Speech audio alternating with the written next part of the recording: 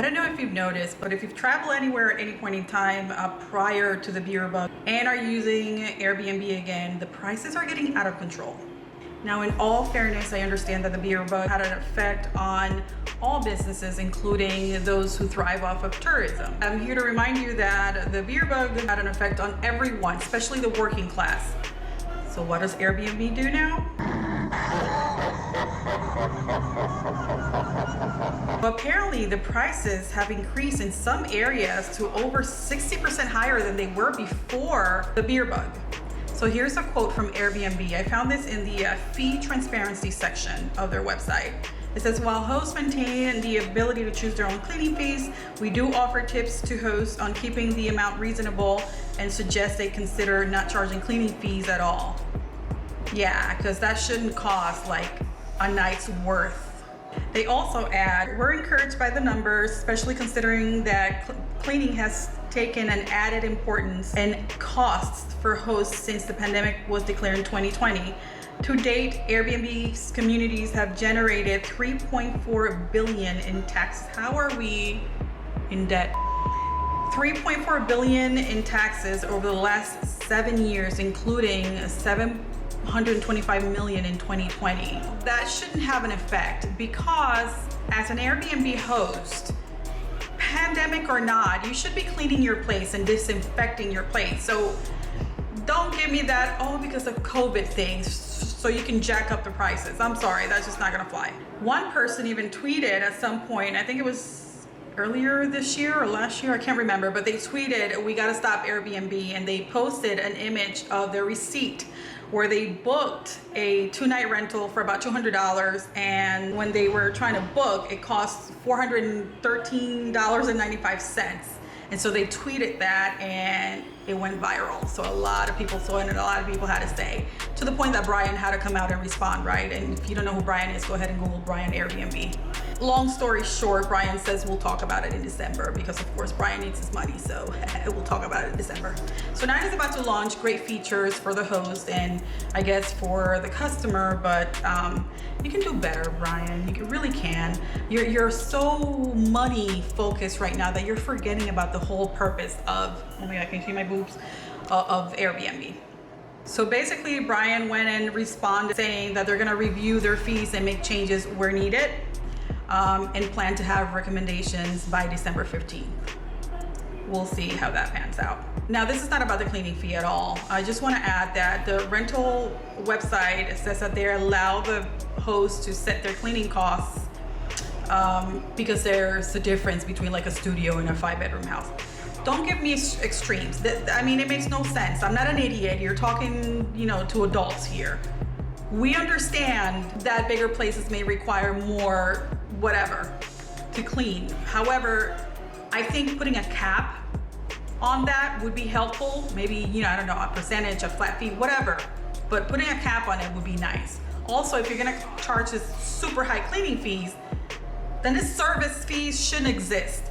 If the taxes do exist because apparently it's local to their government, whatever excuse they're giving you, then there's other things that should not exist there. I remember booking Airbnbs prior to last year's problem, and the numbers you saw online was actually what you paid.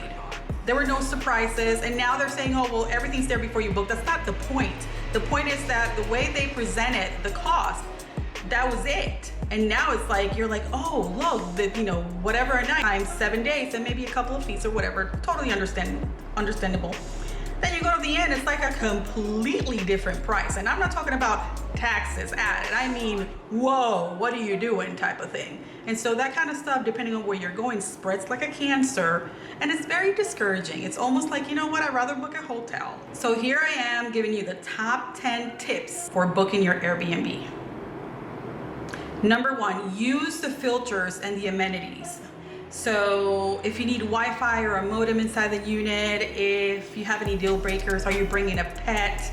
Can you settle for a private room versus I need to have the entire place to myself? Things of that nature. So that's gonna help you out a lot so you don't have any misunderstandings later on. Also, number 2, check the ratings and read reviews. Use your judgment on this one.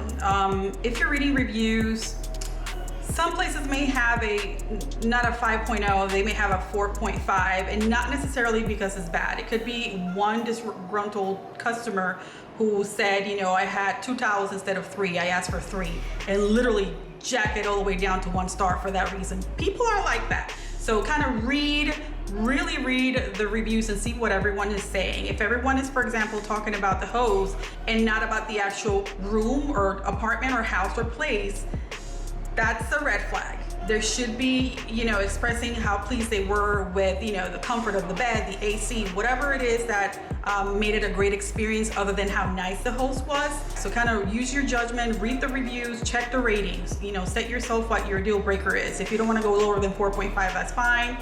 If you want to just do the 5.0 ratings, that's also doable. Number 3, select super hosts. The super hosts are the one that they had the most amount of customers with the highest ratings. I don't know what the criteria is, but they were, you know, people were happy basically, and they had a great experience staying at their Airbnb. And so a certain amount of 5.0 ratings made him super hosts. And I do apologize for looking down. I actually have a list here, so I don't want to miss anything. Another thing is look at the images and ask for additional images. If you have 4 images, that's a no. You should have at least 10 to 12 images of clear images. The picture should be taken in a well-lit area. It should be sharp, not blurry. Nothing should be blurry about a place you're gonna rent. So if you have, you know, 17 pictures of the entire place, but you're missing the bathroom pictures, red flag. Ask the host for bathroom pictures. Let me see what it looks like today. If it's missing any of the essential rooms, you definitely are within your right to ask the host for additional pictures. If it's a place that is not known to you, let's say you're vacationing and you don't know where you're gonna be at, plug in the address in Google so you can have an idea of what the neighborhood is like. This is not gonna tell you more whether the neighborhood is good or not, but that's another thing you can actually ask your hosts.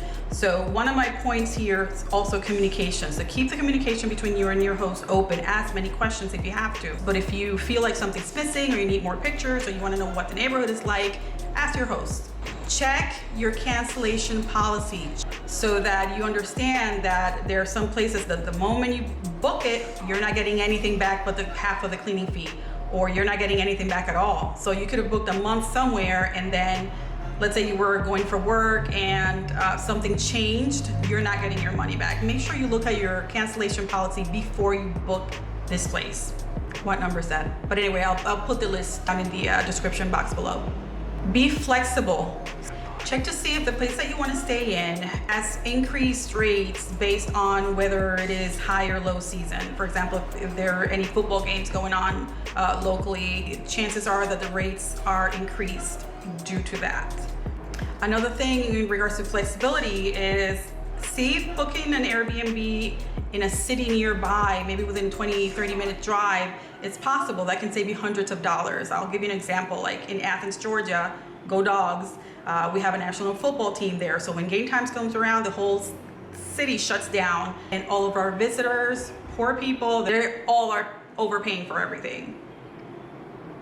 But if you go to the town over, that's like 20 minutes, 25-minute drive, you can literally save hundreds of dollars and still come for the football games. Just saying.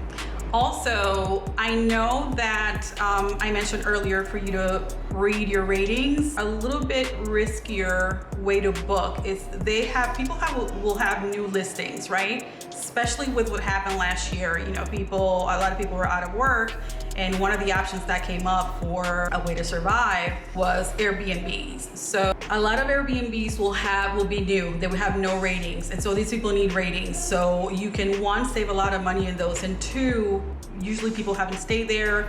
The host just prepared the place to be an Airbnb. Also, that host may have other properties that you can actually check the ratings on to decide whether or not you want to do a new listing. I've done new listings, I've never had a bad experience, and actually they're very accommodating because they're looking for those ratings. So, and lastly, book as far in advance as possible to save the most amount of money. The more you wait and think, and you know the time is getting close to the time of travel, the prices are gonna increase. It's just kind of like booking flights. The closer you get to the date, those prices may change because now, you know, you're in a hurry. All right, folks, so there you have it. Thank you for watching this video. Don't forget to subscribe, like, and share with whomever you feel needs the information, and I'll see you next time.